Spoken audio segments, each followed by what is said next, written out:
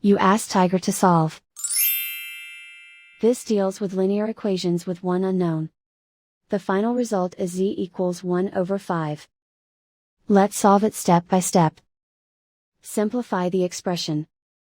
Group the coefficients.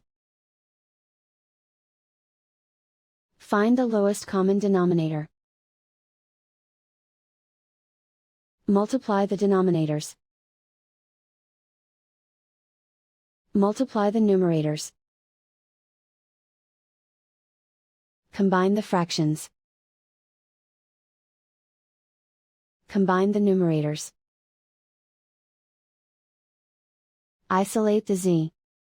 Multiply both sides by inverse fraction 16 over 25.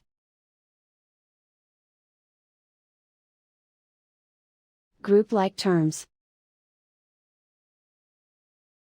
Multiply the coefficients.